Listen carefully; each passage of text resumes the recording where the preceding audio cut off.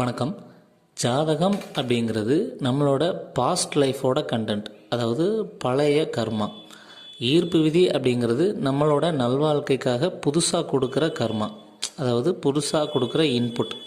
இதில் எது அதிகமாக வேலை செய்யும் அப்படின்னா, நம்ம நார்மலான யதார்த்தமான கவனம் இல்லாத வாழ்க்கையை வாழ்ந்தோம் அப்படின்னா ஜாதகம் தான் வேலை செய்யும்.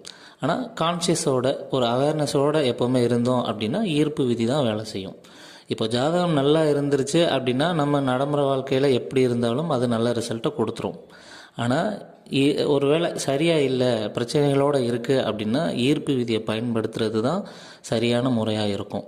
அதுதான் நம்மளோட நடைமுறையில் நல்ல வாழ்க்கைக்கு கூட்டிகிட்டு போகும். ஸோ ஈர்ப்பு விதியை பயன்படுத்துறது மூலிமா நம்ம லைஃப்பை சேஞ்ச் பண்ணிக்கலாம். எல்லாமே ப்ராக்டிஸ் மூலயமா, தொடர்ச்சி மூலயமா மாற்ற முடியும். தொடர் பயிற்சி மூலயமா மாற்ற முடியும் அப்படிங்கிறது தான் முக்கியமான விஷயம். நன்றி.